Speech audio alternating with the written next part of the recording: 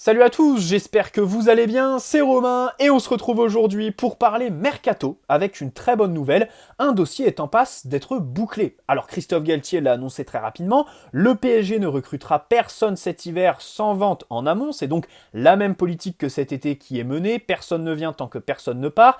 Pourquoi ? Parce que Galtier veut travailler avec un effectif réduit, numériquement ne pas empiler les joueurs, et surtout financièrement, on est bloqué par notre portefeuille, nos pertes sont colossales sur la dernière année, et le fair play financier nous a sanctionnés, nous surveille de très très près. Donc, sur les 15 derniers jours, rien ne se passait au niveau mercato, sauf que là, il y a eu une ouverture et un transfert en passe d'être bouclé pour Pablo Sarabia vers la Première Ligue dès ce week-end, selon Saber Defarge, qui est une source française, téléfoot, très fiable. Bien évidemment, on le connaît, ça fait plusieurs mercatos qu'il a fait ses preuves, et donc c'est une nouvelle qui, sur le papier, fait très plaisir. Derrière l'équipe à embrayer, le PSG va faire une liste d'attaquants qui sera donc recruté une fois les liquidités encaissées et la masse salariale libérée par Pablo Sarabia. On va revenir un petit peu sur tout ça dans cette vidéo. Pour moi, le point de départ pour tout comprendre, c'est quoi ? C'est Wolverhampton, le club où Sarabia va probablement signer, qui, il y a un mois environ, a signé Mateus Cunha, attaquant de l'Atlético Madrid, qui a joué 17 matchs cette saison pour très exactement 0 but, 50 millions, 50 patates, ok ? Le 19e de Première Ligue. 50 millions sur Cunha, 0 but cette saison avec l'Atlético. L'Atlético qui a donc des comptes assainis, qui fait partir Joao Félix en prêt à Chelsea, pareil, un prêt complètement surpayé, 10 millions en plus du salaire qui est pris à 100% par le club londonien, bref, on est sur un des prêts les plus chers de l'histoire du foot, et Pablo Sarabia qui est une piste de longue date. Évidemment, à l'Atlético Madrid, je vous fais pas de dessin, ça fait plusieurs mercatos que tout le monde le sait, Diego Simeone l'apprécie, et c'est très logique puisque un joueur, un profil qui colle parfaitement avec l'identité, la philosophie de jeu de l'Atlético Madrid. Eh bien, le résultat de tout ça, vous me direz, d'un côté, on a Wolverhampton qui est capable de mettre 50 millions sur Cunha, donc on pourrait se dire 25 sur Pablo Sarabia. L'Atlético qui fait partir Joao Félix, qui pourrait peut-être le remplacer avec une belle indemnité de transfert faite sur Cunha et une masse salariale libérée parce que Félix, le salaire est pris par Chelsea en entier. Eh bien non. Le résultat, c'est Wolverhampton qui signe donc Pablo Sarabia en 2 jours pour 5 millions d'indemnités fixes et 2 millions de bonus, soit 7 au total, sur un contrat qui, je crois, sera jusqu'en 2025. Je vous disais hier, une des erreurs qu'on fait à chaque fois avec les joueurs moyens, c'est de leur donner 50 contrats.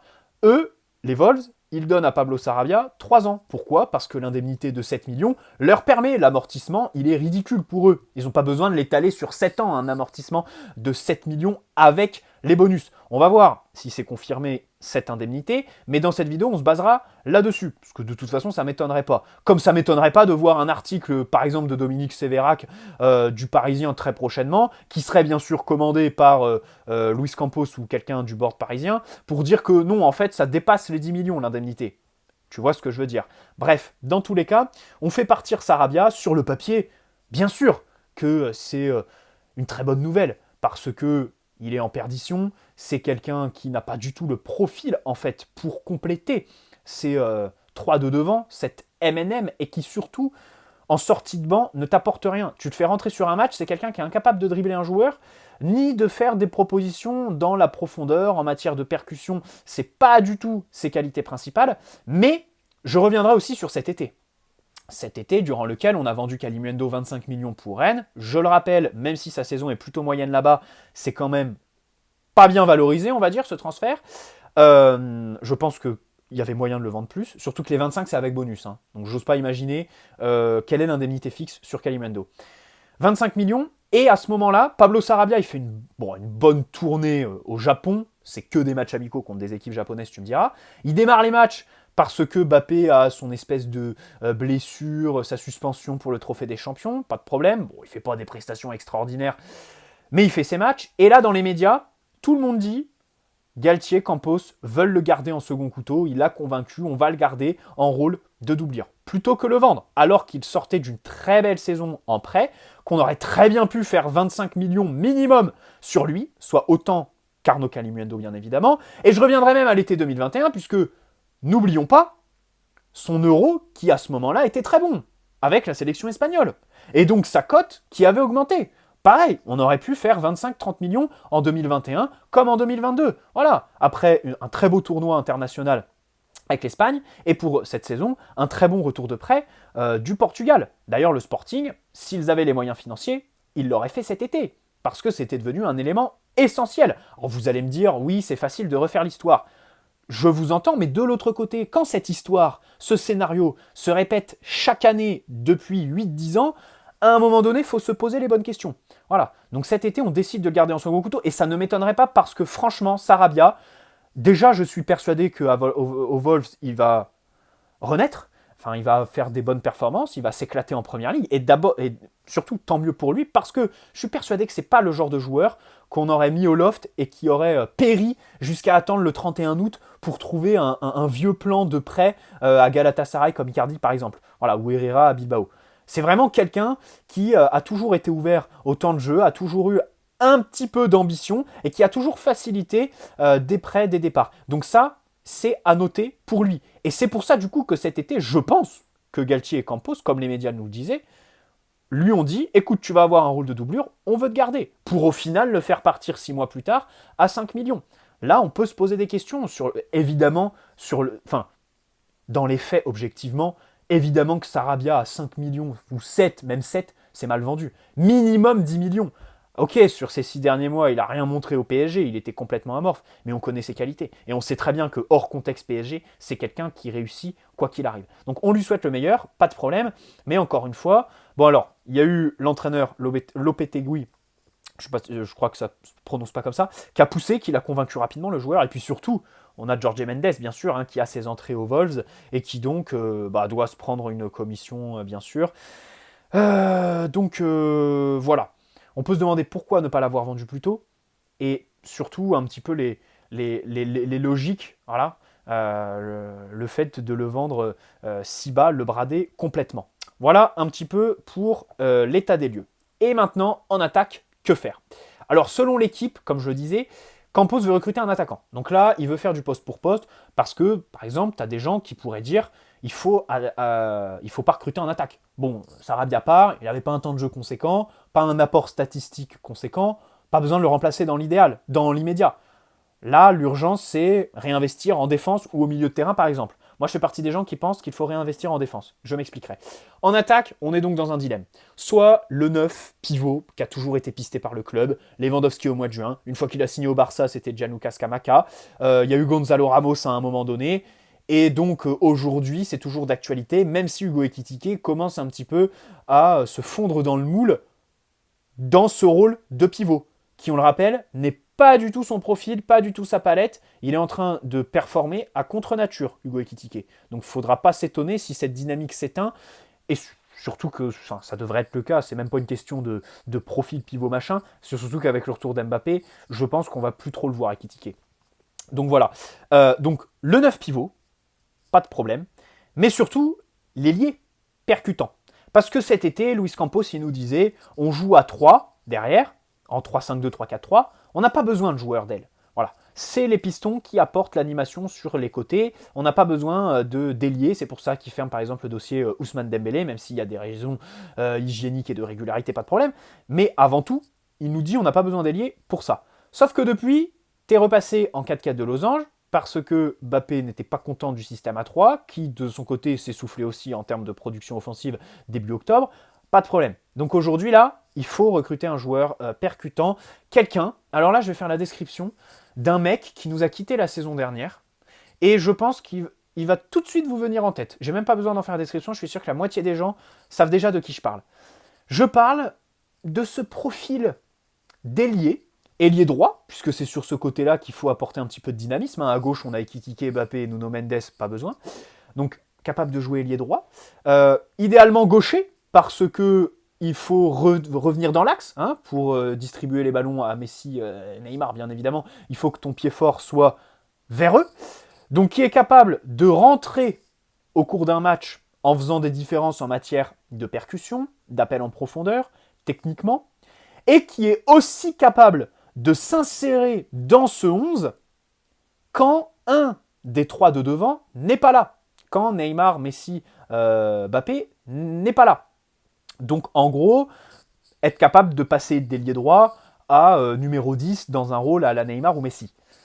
Évidemment, je parle d'André Di Maria. Je ne dis pas que son départ était mauvais. Attention, il avait sûrement fait son temps, bien évidemment. Il faisait plus la passe à Hakimi. Bon, il commençait à devenir vieux, cramé. Pas de problème sur son départ. Ce que je veux dire ici, là où je veux en venir, c'est pas là. C'est pas remettre en cause son départ, refaire l'histoire là-dessus. Non. Ce que je veux dire, c'est que Di Maria, on l'a recruté combien? 65 patates. Ok. Après une saison lamentable à Manchester United. C'était un vampire complètement. Eh ben non, on a quand même mis 65 millions. Pourquoi? Parce que c'est de la classe mondiale. Voilà. 65 millions, comme c'est bizarre.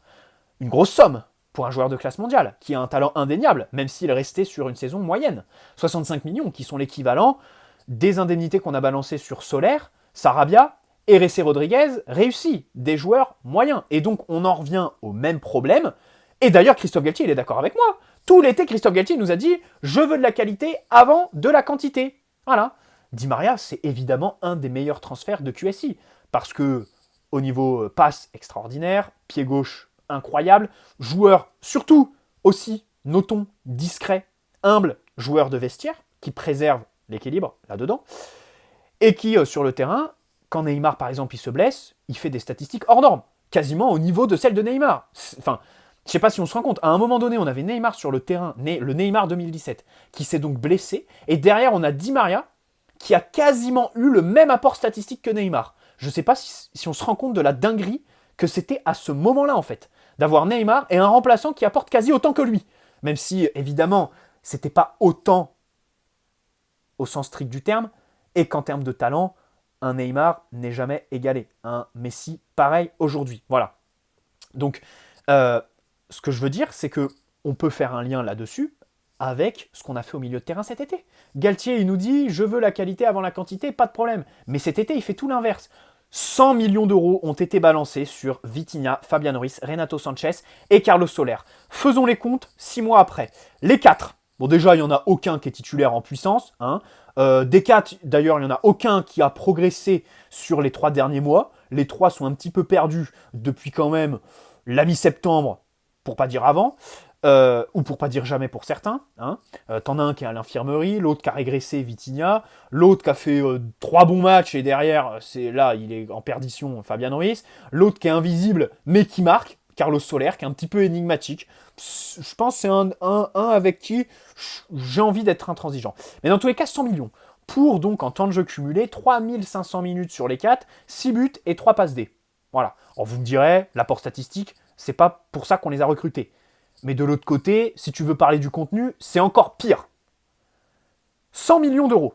Donc là, tu peux pas mettre les soucis financiers sur le devant de la scène. 100 millions, c'est la somme qui est demandée pour Jude Bellingham. Même prix. 9 buts, 3 passes décisives avec Dortmund en une vingtaine de matchs, 2000 minutes cette saison. Et dans ces statistiques-là, je n'inclus pas sa Coupe du Monde extraordinaire avec l'équipe d'Angleterre, bien évidemment.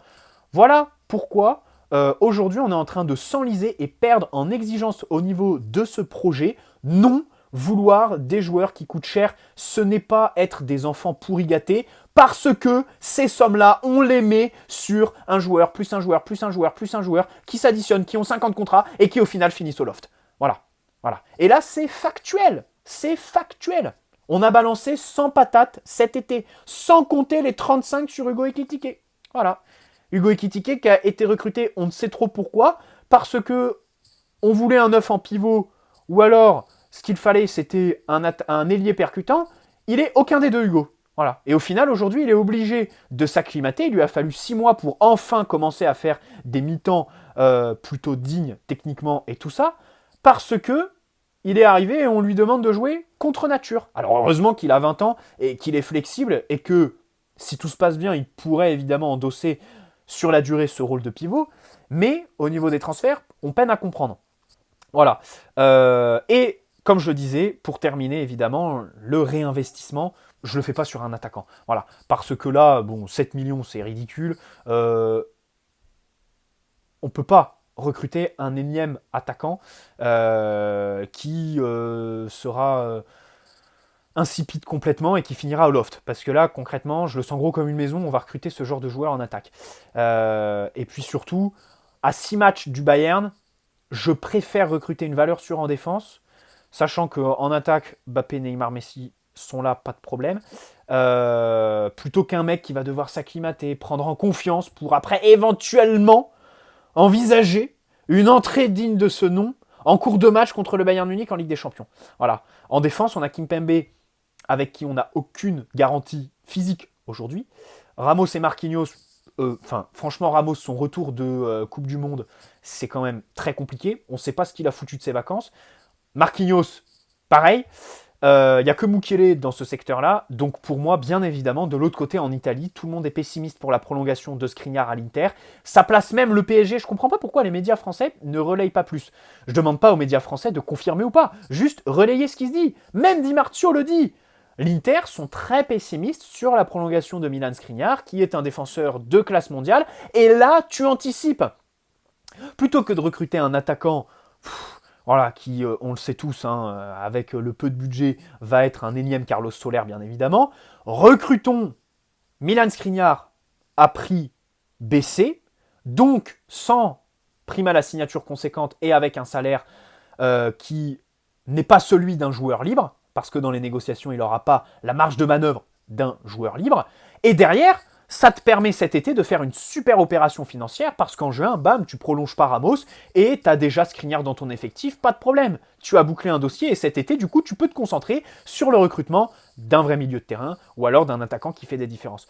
Voilà un petit peu ce que je préconise, ce que j'aimerais en tout cas, qui se passe au PSG. J'espère que cette vidéo vous aura plu. Ça fait du bien de parler mercato et de parler concret parce que là, ça va se faire pour Pablo Sarabia. Encore une fois, on lui souhaite le meilleur parce qu'au-delà de tout ce qu'on peut dire sur lui, sur ces 6 derniers mois, les performances, évidemment que ça se voyait comme le nez au milieu du visage.